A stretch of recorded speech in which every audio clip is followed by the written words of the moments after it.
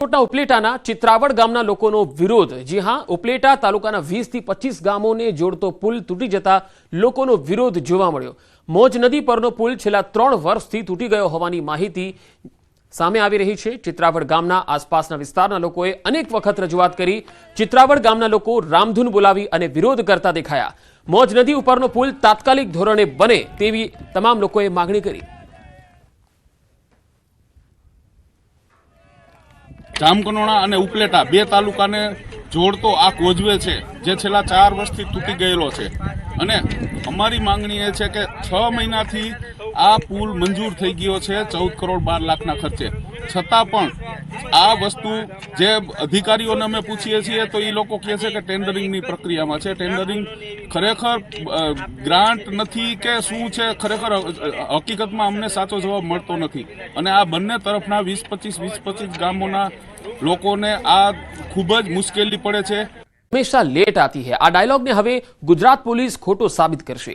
सामान्य रीते कोई घटना बने त्यारे पुलिसने जाण कर्या बाद पीसीआर वान ने पहोंचवामां समय लागतो होय छे, परंतु हवे आ समस्यानो उकेल गुजरात पुलिसे शोधी काढ्यो। रिस्पोन्स टाइम घटाडवा गुजरात पुलिस शरू करवा जई रही छे प्रोजेक्ट जीपी दृष्टि। आ प्रोजेक्ट अंतर्गत ड्रोननो उपयोग करवामां आवशे। हवे 100 नंबर पर घटनानी जाण करता ज पीसीआर वान पहला ड्रोन पहोंची जशे। ड्रोन द्वारा मेळवेल फूटेज ड्रोन बेઝ स्टेशनना अधिकारीओने रियल टाइममां देखाशे, जेना आधारे घटनानी गंभीरता अने जरूरी पोलीस फोर्सनुं आयोजन तात्कालिक करी शकाशे। प्रथम तबक्के अमदावादना 8 पोलीस स्टेशनमां प्रोजेक्ट शरू थशे અને ત્યારબાદ આગળના પોલીસ સ્ટેશનમાં પણ શરૂ કરાશે। कोईपण व्यक्ति 100 नंबर पर क्यारे पण फोन करे कोईपण घटना ने इन्फॉर्म करवा माटे, एटले 100 नंबर आजे जे पीसीआर वेन ने इन्फॉर्म करे छे ए ज रीते ए ड्रोन बेस स्टेशन ने पण इन्फॉर्म करशे आ घटना बाबतमां। एटले पीसीआर वेन पण रवाना थाय अने ड्रोन पण रवाना थाय। आपणे छेल्ला 10 दिवसथी अमदावाद शहर अने सूरत शहरना अमुक विस्तारोमां आ ड्रोन कई रीते त्यां घटना स्थले पहोंचे छे ए अंगेनी पायलट प्रोजेक्ट पण करवामां आवी हती। 18મી all India police shooting sports चेम्पियनशिपમાં गुजरात પોલીસની શૂટિંગ ટીમે 3 બ્રોન્ઝ મેડલ જીત્યા। 24 થી 29 માર્ચ દરમિયાન ઇન્દોર ખાતે આ ચેમ્પિયનશિપ યોજાઈ હતી। આ સ્પર્ધામાં ગુજરાત પોલીસના 2 અધિકારીઓએ ઉત્કૃષ્ટ પ્રદર્શન કર્યું। પીઆઈ લજ્જા ગોસ્વામીએ 300 મીટર અને 50 મીટર રાઇફલ સ્પર્ધામાં બ્રોન્ઝ મેડલ જીત્યા। મહાનગરપાલિકા દ્વારા ગત હિસાબી વર્ષ 2023-24માં વેરા પેટે 400 કરોડની ઉઘરાણી બાકી છે। મહાનગરપાલિકા દ્વારા અવારનવાર અનેક વેરા માફી યોજના અને ઉઘરાણી માટેના પ્રયાસો હાથ ધરવાના અંતે મહાનગરપાલિકાની તિજોરીમાં 156.47 કરોડની આવક થઈ છે। હજુ પણ ગત વર્ષના હિસાબી વર્ષ પૂરા થતા 400 કરોડથી વધુની રકમ વેરાપેટે વસૂલવાની બાકી છે। 400 કરોડની મસમોટી રકમમાંથી સરકારી રેલવે તંત્રની જ સૌથી વધુ 150 કરોડ જેટલી રકમ હજુ પણ ચૂકવવામાં નથી આવી। ઉપરાંત મહાનગરપાલિકાની તિજોરીમાં જીઆઈડીસી ફેઝ 2-3 અને ઔદ્યોગિક એકમના પણ 100 કરોડ આસપાસની રકમ બાકી રહે છે। अन्य आसामीओनी मोटी नानी प्रॉपर्टी मळी तेना पण नाणां न आवता 31 मार्च 2025 सुधी महानगरपालिकानी तिजोरीमां 400 करोड़नी आवक टेक्स पेटे नहीं आवी होवानुं सामे आव्युं। हजू 400 करोड़ जेटली मातबार वेरानी रकम बाकी रोकाई छे, जेमां व्याजनो समावेश पण थाय छे अने मूळ वेरानो पण समावेश थाय छे। व्याजनी जोईए तो ए 170 करोड़ जेवी रकम व्याजनी थवा जाय छे अने बाकी रेती रकम छे ए मिलकत वेरानी थवा जाय छे। अने आ मुख्यत्वे जे बाकी रकमो रोकाई छे जेमां रेलवे डिपार्टमेंट के जेना मूळ सर्विस चार्ज मिलकत वेरा पेटे 36.75 करोड़ छे अने व्याज पेटे 116 करोड़ छे, એટલે 150 करोड़ थी उपरनी रकम तो मात्र ने मात्र रेलवे विभागनी मिलकतोनी छे। नर्मदानी धारीखेड़ा सुगर फेक्टरीए तेना सभासदोने शेरडीना 3455 रूपियानो भाव आप्यो छे। नवी पिलाणमां सीजनमां सुगर फेक्टरी खेडूतो पासेथी प्रति टन 3455 रूपियाना भावथी शेरडीनी खरीदी करशे। राज्यमां बारडोली अने कामरेज बाद धारीखेड़ाना भाव सौथी वधु छे। नर्मदा सुगर फेक्टरी द्वारा ताजेतरमां नवा पिलाणनी सीजन माटे शेरडीना भाव पाडवामां આવ્યા, जे 1 टनना भाव 3455 रूपिया पड्या छे। आ भाव राज्यमां आवेली सुगर फेक्टरीमां ત્રીજા ક્રમે આવે છે।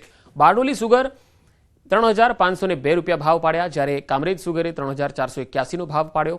નર્મદા સુગરે 3455 રૂપિયાના ભાવ પાડ્યા। નર્મદા સુગરના સંચાલકો દ્વારા સારા ભાવ પાડવામાં આવતા ખેડૂતોમાં ખુશીની લહેર પણ છે। કેટલાક ખેડૂતો તો ભાવ જાહેર થતા જ સુગર ફેક્ટરી ખાતે ફૂલહાર લઈ ચેરમેન ઘનશ્યામ પટેલ અને એમડી નરેન્દ્ર પટેલ અને તેમની ટીમને બોર્ડ ઓફ ડિરેક્ટરને શુભેચ્છાઓ પણ આપી। ગુજરાત રાજ્યની સુગર ફેક્ટરીઓની વાત કરીએ તો હજુ ગણદેવી, પંડવાઈ, મરોલી, વડોદરા, વલસાડ, કાંઠા, કપોર સુગર ફેક્ટરીઓના જે ભાવો છે એ જાહેર કરવામાં નથી આવ્યા, પરંતુ ગત વર્ષ કરતાં પણ નર્મદા સુગર દ્વારા ભાવો ઊંચો રાખવામાં આવ્યો છે, જેથી ભરૂચ નર્મદા ખેડૂતોમાં ખુશીની લહેર છે. નર્મદા જિલ્લામાં ઉદ્યોગ ધંધા બિલકુલ નથી અને ખેડૂતોનો મુખ્ય આધાર ખેતી પર છે અને ચાલુ સાલે જે બજાર જે પડ્યા છે અમારા તેનાથી લોકોને સંતોષ છે અને આનંદની લાગણી વ્યક્ત કરીએ છીએ. 3255 રૂપિયા ભાવ પડ્યો છે અને અમારું કટિંગ પૂરું થઈ ગયું છે અને ગુજરાતમાં 3જા નંબરના ભાવ પડ્યા છે. 3415 રૂપિયા ખેડૂતના હાથમાં જશે. 40 રૂપિયાની કપાત છે અને 770 રૂપિયા શેરડી કાપણી વાહતુકના છે. આમ મળીને ખૂબ સરસ ભાવ પાડવાનો પ્રયત્ન કર્યો છે. આ ભાવ મારા સભાસદો જે અનુશાસનમાં રહે છે તેના લીધે છે અને કર્મચારીઓ પણ ખૂબ સારી મહેનત કરે છે. પરિણામે આ ગુજરાતમાં સારા ભાવ આપવાનો પ્રયત્ન કર્યો છે. ભાવનગર યુનિવર્સિટી કેમ્પસની નજીક આવેલું ખેડૂત તાલીમ કેન્દ્ર એક દશકાથી પડતર પડ્યું છે. બિલ્ડિંગ અતિ જર્જરિત થઈ જતા ગમે ત્યારે પડી જાય તેવી સ્થિતિમાં છે. અવાવરૂ જગ્યા અસામાજિક પ્રવૃત્તિ કરનારા તત્વો માટે અડ્ડો બની ગઈ છે. ત્યારે આ જર્જરિત બિલ્ડિંગનો દુરુપયોગ અટકે અને નવી બિલ્ડિંગ બને એવી પણ માંગ ઉઠવા પામી છે. આ અંગે નાયબ ખેતી નિયામક તાલીમ અધિકારીએ માહિતી આપતા કહ્યું, વર્ષ 2012થી ખેતી નિયામક કચેરી દ્વારા ભાવનગર યુનિવર્સિટી સાથે પત્ર વ્યવહાર શરૂ છે, કેમ કે આ જમીન હાલ ભાવનગર યુનિવર્સિટીની છે. આ બિલ્ડિંગ માટે નવા બાંધકામની મંજૂરી પણ મળી ગઈ છે. ત્યારે આગામી સમયમાં સરકારમાંથી યોગ્ય નિર્ણય આવે પછી ખેડૂત તાલીમ કેન્દ્રની ઇમારત નવી બનાવવામાં આવશે. આ જમીન તો અમારે મૂળભૂત બિયારણ વૃદ્ધિ કેન્દ્રની જમીન હતી અને ત્યારબાદ કૃષિ આ યુનિવર્સિટી છે યુનિવર્સિટીને દરજ્જો આપવા માટે જે તે વખતે એમને ફાળવવામાં આવી ત્યારે શરત ચૂકથી આ આખી જમીન એના નામે થઈ ગઈ છે. પછી અમારા નામે જમીન કરવા માટેની કાર્યવાહી હાથ ધરી છે. લગભગ 10 વર્ષ થઈ ગયા છે અને એ જુદા જુદા સ્ટેજ લઈ અને એ કાર્યવાહી ચાલુ છે. અત્યારે લગભગ અંતિમ તબક્કાએ છે.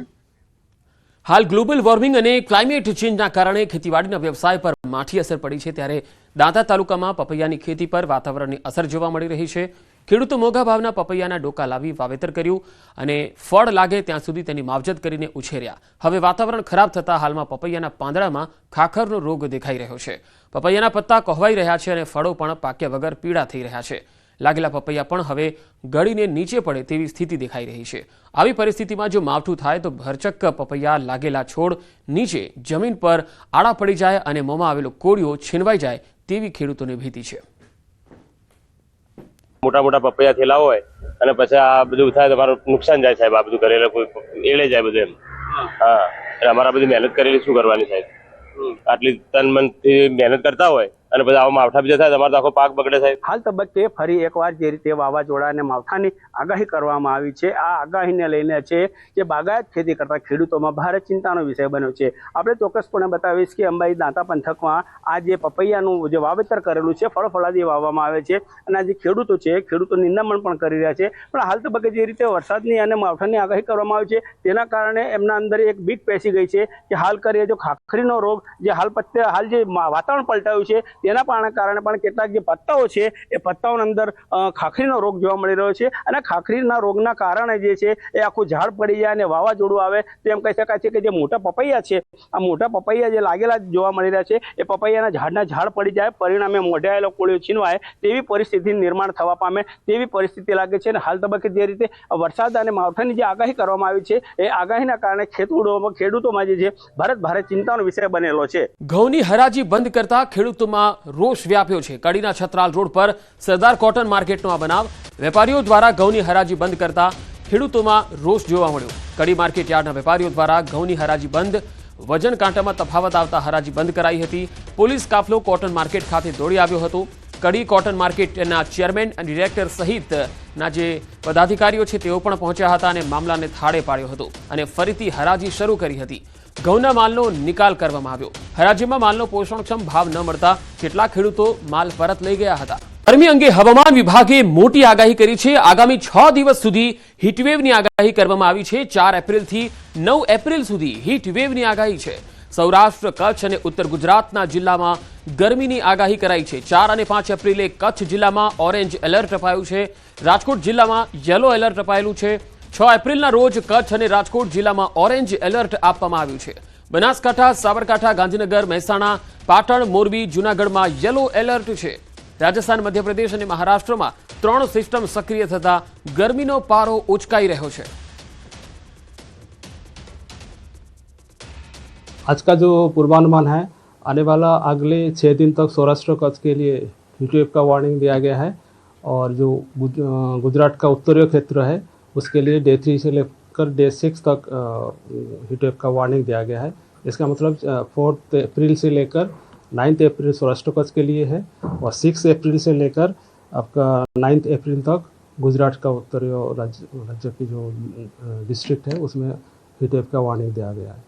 सौराष्ट्र कच्छ में जो डिस्ट्रिक्ट आ रहा है इसमें कच्छ डिस्ट्रिक्ट आ रहा है ऑरेंज अलर्ट में डे 1 डे 2 एंड जो राजकोट का येलो वार्निंग दिया गया है और जो गुजरात क्षेत्र की उत्तरीय क्षेत्र जो डे 3 से लेकर डे 6 तक हीटवेव का वार्निंग दिया गया है।